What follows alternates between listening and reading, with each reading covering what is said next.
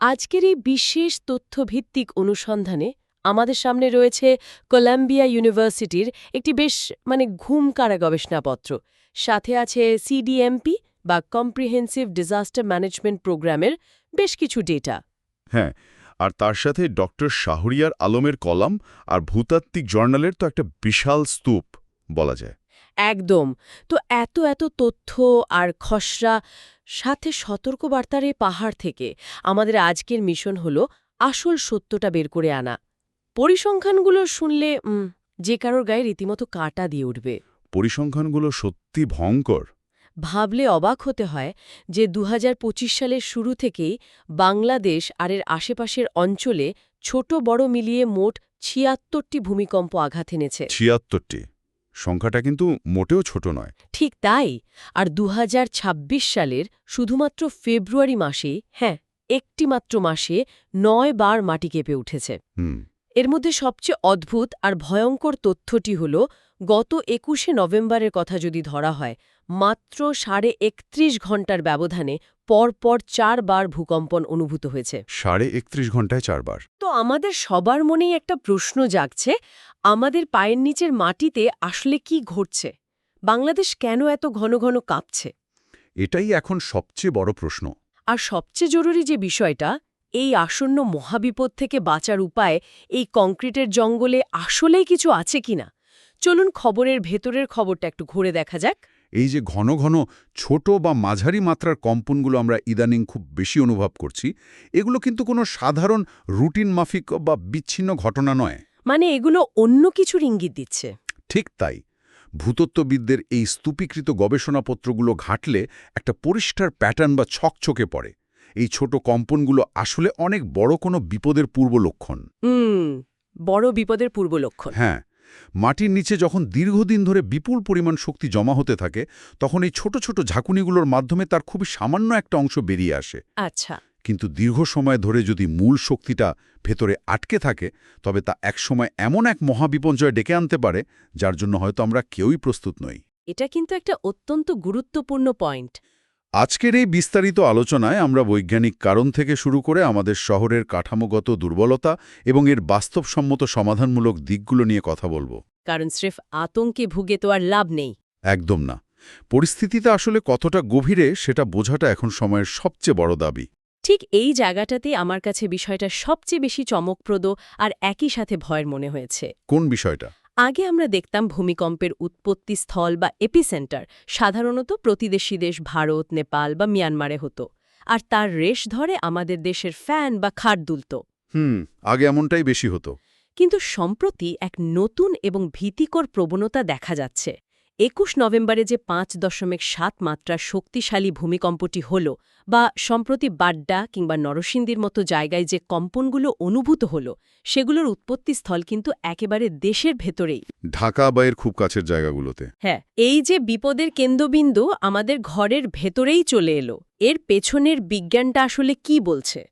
যদি আমরা বড় চিত্রের সাথে বিষয়টা মেলাই, তাহলে বাংলাদেশের ভৌগোলিক অবস্থানটাই যে একটা মারাত্মক ফাঁদ সেটা স্পষ্ট হয়ে ওঠে। আমাদের প্লেটগুলোর অবস্থান? ঠিক, বাংলাদেশ মূলত ৩টি বিশাল টেকটনিক প্লেটের একেবারে সংযোগস্থলে দাঁড়িয়ে আছে। ৩টি প্লেট? হ্যাঁ, এই ৩টি বডি হল ইন্ডিয়ান প্লেট, ইউরেশিয়ান প্লেট এবং বার্মা বা মিয়ানমার মাইক্রোপ্লেট। এই প্লেটগুলো কিন্তু মোটেও স্থির নয়। জিপিএস পরিমাপ থেকে পাওয়া দীর্ঘমেয়াদী ডেটা অনুযায়ী ইন্ডিয়ান প্লেটটি ধীরে ধীরে উত্তর পূর্ব দিকে অগ্রসর হচ্ছে এবং বার্মা প্লেটের নিচে তলিয়ে যাচ্ছে। তলিয়ে যাচ্ছে বিজ্ঞানের ভাষায় যাকে বলে সাবডাকশন জোন। একদম সঠিক, সাবডাকশন জোন। প্রতি বছর এটি কয়েক মিলিমিটার করে সরে যাচ্ছে। এখন এই যে একটা প্লেট আরেকটা প্লেটের নিচে ঢুকে যাচ্ছে বা অনবরত ধাক্কা দিচ্ছে, এর ফলে শুধু যে সীমানা এলাকাগুলোতে চাপ তৈরি হচ্ছে তা নয়, দেশের ভেতরের যে ফল্ট লাইন বা চ্যুতিগুলো রয়েছে সেগুলোর ওপরও প্রচণ্ড চাপ গিয়ে পড়ছে। বিষয়টা কি অনেকটা এরকম যে, ধরুন একটা বিশাল মালবাহী ট্রেন আর একটা ট্রেনের ওপর উঠে যাওয়ার চেষ্টা করছে, আর তার ফলে পেছনের বগিগুলোতেও প্রচণ্ড চাপ তৈরি হয়ে সেগুলো দুমড়ে মুচড়ে যাচ্ছে। দারুণ একটা উদাহরণ দিয়েছেন। হ্যাঁ, দেশের ভেতরের অবস্থাটাও তো অনেকটা সেরকমই। আমাদের অভ্যন্তরে বেশ কয়েকটি বড় ফল্ট লাইন রয়েছে, যেমন উত্তরে মধুপুর ফল্ট, ডাউকি ফল্ট এবং পূর্বে সিলেট আসাম ফল্ট। ঠিক বলেছেন। সীমানার প্লেটগুলোর ওই ধাক্কাধাক্কির কারণে এই ভেতরের ফল্টগুলোতে যে বিপুল চাপ জমা হচ্ছে তার ফলেই এখন দেশের ভেতরে এই ইন্ট্রাপ্লেট ভূমিকম্পগুলো হচ্ছে। হ্যাঁ, ইন্ট্রাপ্লেট বা অভ্যন্তরীণ ফাটল। আর এই অভ্যন্তরীণ ফাটলগুলোর সবচেয়ে ভয়ের দিক হলো এগুলো কোনো ধরনের আগাম সতর্কতা ছাড়াই সোজা নিচ থেকে আঘাত হানে।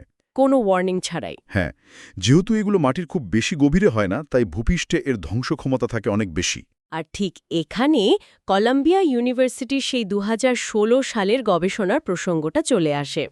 নেচার জিওসায়েন্সে প্রকাশিত হওয়া ওই গবেষণাটা? হ্যাঁ, ১২ বছরের উপাত্ত নিয়ে করা এই গবেষণার ফলাফল যে কারো ঘুম কেড়ে নেওয়ার জন্য যথেষ্ট। সেখানে দুটো প্রধান উৎসের কথা বলা হয়েছে। ঠিক, সেখানে বলা হয়েছে বাংলাদেশে ভূমিকম্পের মূলত দুটি প্রধান উৎস রয়েছে।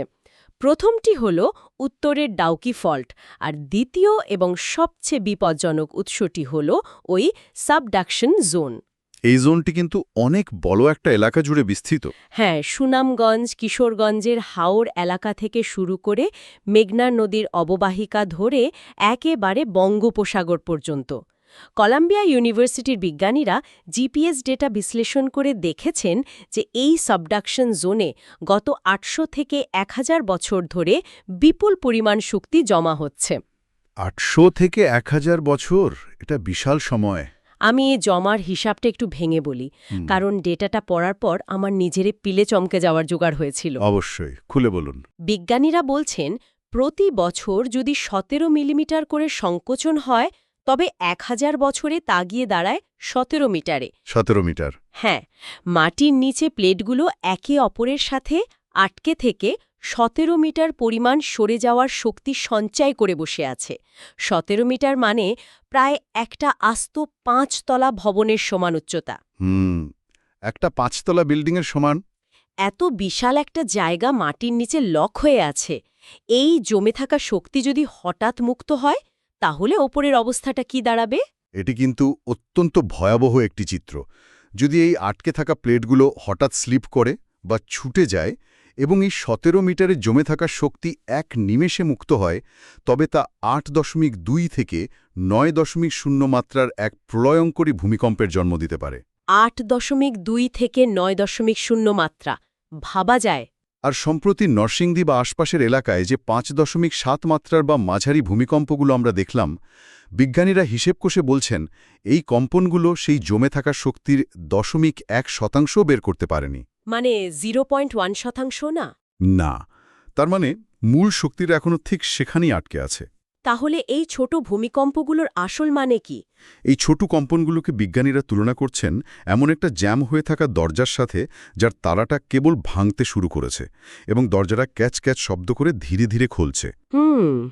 মূল দানবটা কিন্তু এখনও ভেতরেই রয়ে গেছে। আর আমাদের কিন্তু ভুলে গেলে চলবে না যে এই অঞ্চলে বড় ভূমিকম্পের ইতিহাস বেশ পুরনো এবং সিনেমার গল্পের চেয়েও অদ্ভুত। হ্যাঁ, ইতিহাসের পাতা ঘাটলে বেশ চমকে যাওয়ার কোনো তথ্য পাওয়া যায়। ১৭৬২ সালে চট্টগ্রাম আরাকান অঞ্চলে যে প্রলয়ঙ্কারী ভূমিকম্পটি হয়েছিল তার বিবরণ রীতিমতো অবিশ্বাস্য। ওই সময় তো ঢাকায় অনেক ক্ষতি হয়েছিল, তাই না? হ্যাঁ, সেই সময় ঢাকা শহরে প্রায় ৫০০ মানুষের মৃত্যু হয়েছিল, যা সে আমলের জনসংখ্যার তুলনায় বিশাল একটা সংখ্যা। শুধু তাই নয়, নদীতে অদ্ভুত জলোচ্ছ্বাস তৈরি হয়েছিল, আস্ত গ্রাম তলিয়ে গিয়েছিল। আর সীতাকুণ্ডের ওই ঘটনাটা? ওটাই তো সবচেয়ে বিস্ময়কর ব্যাপার। সীতাকুণ্ডের পাহাড়ে নাকি আগ্নেয়গিরির অগ্ন্যুৎপাতের খবর পর্যন্ত পাওয়া গিয়েছিল। মানে মাটির নিচের কাঁপুনিতে পাহাড় ফুঁসে উঠে আগুন উগড়ে দিচ্ছে। শুধু ঢাকা বা সীতাকুণ্ড নয়, ইতিহাস সাক্ষ্য দেয় যে আমাদের এই পুরো বদ্বীপ অঞ্চলের মাটি কতটা অস্থির হতে পারে। আরও বেশ কিছু তো উদাহরণ আছে। হ্যাঁ, এরপরেও ১৮৬৫ সালে সীতাকুণ্ডে আরেকটি ভূমিকম্প হয়, যেখানে ফাটল দিয়ে কাদা আর বালি ফোয়ারার মতো বেরিয়ে এসেছিল। কাদা আর বালি? তারপর ১৮৮৫ সালে মানিকগঞ্জে প্রায় ৭ মাত্রার একটি শক্তিশালী ভূমিকম্প বা বেঙ্গল আর্থকোয়েক হয়েছিল। বেঙ্গল আর্থকোয়েক নামে যেটা পরিচিত। ঠিক। এরপর ১৯১৮ সালে শ্রীমঙ্গলে ৭.৬ মাত্রার আরেকটি প্রলয়ঙ্করী ভূমিকম্প আঘাত হানে, যা একাধিক জেলায় কাঠামোগত ভয়াবহ ক্ষতি করেছিল। শ্রীমঙ্গলের ওই কম্পনটাও বেশ শক্তিশালী ছিল। সুতরাং বড় মাত্রার ভূমিকম্প আমাদের এই অঞ্চলে নতুন কিছু নয় বা কোনো মিথ নয়, এটি একটি প্রমাণিত ঐতিহাসিক সত্য। তার মানে দাঁড়াচ্ছে মাটির নিচে একটা আস্ত টাইম বোম টিকটিক করছে। মাটির নিচের এই অস্থিরতা আর অতীতের ভয়ঙ্কর ইতিহাস তো আমরা বুঝলাম, হ্যাঁ, কিন্তু আমার কাছে সবচেয়ে আশ্চর্যের এবং একই সাথে আতঙ্কের বিষয় লাগছে অন্য জায়গায়। ঢাকা শহরের মতো জায়গায় যেখানে 5.1 বা 5.7 মাত্রার কাঁপুনিতেই আমাদের শহরের ত্রাহি ত্রাহি অবস্থা হয়ে যায়, সেখানেই টাইম বোমা ফাটলে ওপরেরই কংক্রিটের জঙ্গলটার কি হবে? এটাই তো সবচেয়ে ভয়ের জায়গা। মাঝারি মাত্রার ভূমিকম্পেও কেন দেয়াল ফাটছে বা ভবন হেলে পড়ছে? মাটির ওপরের এই বিপদের পেছনে সবচেয়ে বড় কারণ হল আমাদের মাটির প্রকৃতি এবং অপরিকল্পিত কাঠামোগত দুর্বলতার এক অদ্ভুত মিশ্রণ। মাটির প্রকৃতির কথাটা যদি একটু বুঝিয়ে বলেন। প্রথমত, ঢাকা শহর গঙ্গা, ব্রহ্মপুত্র, মেঘনার বয়ে আনা নরম পলিমাটির উপর অবস্থিত। বিজ্ঞানের ভাষায় এই মাটিকে বলা হয় সফট সয়েল। সফট সয়েল বা নরম মাটি। হ্যাঁ, যখন ভূকম্পনের তরঙ্গ এই নরম এবং জলমগ্ন মাটির ভেতর দিয়ে প্রবাহিত হয়, তখন তরঙ্গের গতি হয়তো কমে যায়, কিন্তু এর তীব্রতা বা অ্যাম্প্লিচিউড বহুগুণ বেড়ে যায়। তীব্রতা বেড়ে যায়। একদম। একে বলা হয় সাইট অ্যাম্প্লিফিকেশন। এর ফলে ভূমিকম্পের স্থায়িত্ব এবং ঝাঁকুনির মাত্রা অনেক বেশি অনুভূত হয়, বিশেষ করে বহুতল ভবনগুলোর উপরের তলাগুলোতে। বিষয়টা কি অনেকটা জেলি ভর্তি বাটির মতো? বাটিতে টোকা দিলে জেলিটা যেমন অনেকক্ষণ ধরে থরথর করে কাঁপে, ঢাকার এই পলি মাটিও কি সেভাবেই কাঁপে? জেলি ভর্তি বাটির উপমাটা এখানে একেবারে নিখুঁত। একদম এভাবেই কাঁপে। আর এর সাথে যুক্ত হয় আরেকটা ভয়ঙ্কর টার্ম, লিকুইফিকেশন বা মাটি তরল হয়ে যাওয়ার ঝুঁকি। হ্যাঁ, লিকুইফিকেশন। ঢাকা শহরে এমনিতে অতিরিক্ত ভূগর্ভস্থ পানি তুলে ফেলার কারণে অনেক এলাকার মাটি ভেতর থেকে ফাঁপা বা দুর্বল হয়ে আছে। ভূমিকম্পের সময় তীব্র ঝাঁকুনিতে এই মাটি সাময়িকভাবে তরলের মতো বা চোরাবালির মতো আচরণ করতে পারে, একদম। যার ফলে বড় বড় ভবন আস্ত দেবে যাওয়া বা হেলে পড়ার মতো ঘটনা ঘটে। আর ভবনের হেলে পড়ার প্রসঙ্গ যখন এলোই, তখন ডক্টর শাহরিয়ার আলমের কলামে উল্লেখিত কাঠামোগত দুর্বলতার খুব চমৎকার কিন্তু ভয়ঙ্কর একটি দিকের কথা বলতেই হয়। ওই যে বিল্ডিং পাউন্ডিংয়ের বিষয়টা। হ্যাঁ, একে বলা হচ্ছে বিল্ডিং পাউন্ডিং। ঢাকা শহরে ভবনগুলো যেভাবে গায়ে গায়ে লাগিয়ে তৈরি করা হয়েছে, মাঝখানে কোনো ফাঁকা জায়গা বা সেপারেশন গ্যাপ নেই, এটি একটি বড় ধরনের নীরব ঘাতক। যখন ভূমিকম্প হয়, তখন ভবনগুলো তো আর স্থির থাকে না, এগুলো দুলতে শুরু করে, আর পর্যাপ্ত জায়গা না থাকায় একটি ভবন আরেকটির সাথে সজোরে ধাক্কা খায়। এই ধাক্কা খাওয়ার প্রক্রিয়াটি হল বিল্ডিং পাউন্ডিং। এই ব্যাপারটা নিয়ে ভাবলে মজাও লাগে আবার ভয়ও লাগে। আমাদের দেশে আমরা প্রতিবেশীদের এতই ভালোবাসি যে একবারের বারান্দা আরেকবারের জানালার সাথে আক্ষরিক অর্থেই লেগে থাকে। হ্যাঁ, এটাই আমাদের শহরের বাস্তবতা। কিন্তু কাঁপুনি শুরু হলে এই ভবনগুলো দুলতে গিয়ে একে অপরের সাথে রীতিমতো বক্সিং বা মারামারি শুরু করবে। এর ফলে ভবনের কলম ভেঙে যাওয়া থেকে শুরু করে পুরো একটা ব্লক তাসের ঘরের মতো ধসে পড়তে পারে। ঠিক বলেছেন। আর এর সাথে আমি আরেকটা মারাত্মক বিপদের কথা যোগ করতে চাই। বিভিন্ন জার্নালে যাকে বলা হচ্ছে আনরিইনফোর্সড ম্যাসনারি। এটা নিয়ে আসলে খুব একটা আলোচনা হয় না, অতি উপেক্ষিত, কিন্তু সবচেয়ে বেশি প্রাণঘাতী। আমাদের দেশে তো বিল্ডিং কোড মেনে চলার চেয়ে ছাদের কোনায় পানির বিশাল ট্যাঙ্ক বসানো বা আলগা টাইলস লাগিয়ে বাড়ি সুন্দর করার দিকেই সবার মনোযোগ বেশি থাকে। যেন ভূমিকম্প এলে ওই সুন্দর টাইলসগুলোই আমাদের বাঁচাবে। হ্যাঁ, কিন্তু মাঝারি মাত্রার ভূমিকম্পে দেখা যায় মূল ভবন ধসে পড়ার অনেক আগেই এই আলগা অংশগুলো খসে নিচের রাস্তায় বা ফুটপাতে এসে পড়ে। বিশ্বের বিভিন্ন দেশের ভূমিকম্পের ইতিহাস ঘাটলে দেখা যায় ভবন ধসে যত মানুষ মারা যায় তার চেয়ে ঢের বেশি মানুষ আহত বা নিহত হয় রাস্তায় হাঁটার সময় এই ওপর থেকে খসে পড়া ভারী জিনিসের আঘাতে। ঢাকার মতো শহরে যেখানে সরু রাস্তা আর নিচে সবসময় মানুষের ভিড় থাকে, সেখানে এই বিপদটি কয়েকশো গুণ বেশি। আর পরিসংখ্যানে তাকালে তো রীতিমতো দমবন্ধ হয়ে আসে। সিডিএমপির ওই ডেটাগুলোর কথা বলছেন? হ্যাঁ, সিডিএমপি বা কম্প্রিহেন্সিভ ডিজাস্টার ম্যানেজমেন্ট প্রোগ্রামের ডেটা বলছে বর্তমানে ঢাকায় প্রায় ২১ লাখ ভবন আছে। ২১ লাখ? হ্যাঁ, যার মধ্যে প্রায় ১৫ লাখ ভবনই হল এক বা দোতলা। তাদের জরিপ অনুযায়ী যদি ঢাকায় 7.5 মাত্রার একটি ভূমিকম্প আঘাত হানে, তবে অন্তত ৭২,০০০ ভবন পুরোপুরি ধসে পড়বে। ৭২,০০০ ভবন পুরোপুরি ধসে পড়বে? হ্যাঁ, আর মারাত্মকভাবে ক্ষতিগ্রস্ত হবে আরও প্রায় ১.৫ লাখ ভবন। এই বিপুল সংখ্যক ভবন ধসে পড়ার পর যে পরিস্থিতি তৈরি হবে সেটা আসলে কল্পনা করাও কঠিন, এবং এই ক্ষতির মাত্রা শহরের সব জায়গায় সমান হবে না। এলাকাভিত্তিক ঝুঁকির তারতম্য আছে নিশ্চয়ই। হ্যাঁ, জরিপে দেখা গেছে কাঠামোগত দুর্বলতা, অপরিকল্পিতভাবে গড়ে ওঠা ভবন এবং অত্যন্ত সরু রাস্তার কারণে ঢাকার দক্ষিণাঞ্চলের ঝুঁকি তুলনামূলকভাবে বেশি। কারণ রাস্তা সরু হলে উদ্ধার কাজ চালানো মুশকিল। একদম। সেখানে বড় কোনো দুর্যোগ হলে উদ্ধারকারী গাড়ি, অ্যাম্বুলেন্স বা ফায়ার সার্ভিসের গাড়ি ঢোকার কোনো উপায় থাকবে না। তবে উত্তরাঞ্চলেও কিন্তু নিরাপদ নয়। উত্তরাঞ্চলের দিকেও তো অনেক ঘনবসতি। বিশেষজ্ঞরা অন্তত 15টি এলাকাকে অত্যন্ত উচ্চ ঝুঁকির তালিকায় রেখেছেন। এর মধ্যে রয়েছে সবুজবাগ, কামরাঙ্গীচর, হাজারিবাগ, কাফরুল, কল্যাণপুর, গাবতলী, বাড্ডা, পল্লবীর মতো অত্যন্ত ঘনবসতিপূর্ণ এলাকাগুলো। এর সাথে আরেকটা ভয়াবহ বিষয় যোগ করা প্রয়োজন, গ্যাস আর বিদ্যুতের অপরিকল্পিত লাইন। এটা তো রীতিমতো একটা টাইম বোম। মাটির নিচ দিয়ে আর ওপর দিয়ে জালের মতো ছড়িয়ে থাকা এই লাইনগুলো যে কোনো বড় ভূমিকম্পের পর ঢাকা শহরকে এক আক্ষরিক মৃত্যুকূপে পরিণত করতে পারে। হ্যাঁ, আগুন লেগে গেলে তো আরেক বিপদ। ভবন হয়তো ধসবে না, কিন্তু গ্যাস লাইনের লিকেজ থেকে যে আগুন ছড়াবে তা নেভানোর কোনো উপায় থাকবে না। আর যদি অর্থনৈতিক ক্ষতির দিকটা বিবেচনা করা হয়, বিশেষজ্ঞদের ধারণা অনুযায়ী একটি বড় ভূমিকম্পে শুধু পরিবহন খাতেই ক্ষতি হতে পারে প্রায় $1 বিলিয়ন। $1 বিলিয়ন শুধু পরিবহন খাতে? হ্যাঁ, পানি ও পয়ঃনিষ্কাশন ব্যবস্থায় $887 মিলিয়ন এবং বিদ্যুৎ অবকাঠামোয় প্রায় $27.1 মিলিয়ন ক্ষতির আশঙ্কা রয়েছে। এমন একটা ধাক্কা সামলে ওঠা যে কোনো উন্নয়নশীল দেশের অর্থনীতির জন্য প্রায় অসম্ভব। এই ডেটাগুলো দেখলে আসলে মনে হয় পালানোর কোনো পথ নেই। অপরিকল্পিত নগরায়ন এবং কোনো নির্দিষ্ট নিয়মনীতি না মেনে ভবন নির্মাণের যে সংস্কৃতি আমাদের দেশে গড়ে উঠেছে, তারই চরম মূল্য হয়তো আমাদের দিতে হবে। কিন্তু এতক্ষণ তো আমরা শুধু শঙ্কার কথা, ধ্বংসের সম্ভাবনার কথা শুনলাম। একটা 2 কোটির বেশি মানুষের শহরকে তো আর রাতারাতি ভেঙে নতুন করে গড়া সম্ভব নয়। তাহলে প্রশ্ন আসে, এই কংক্রিটের জঙ্গলে কিভাবে সারভাইভ করা যায়? এখনই এই মুহূর্তে হাতে কি করার সুযোগ আছে? একেবারে ঠিক পয়েন্টে এসেছেন।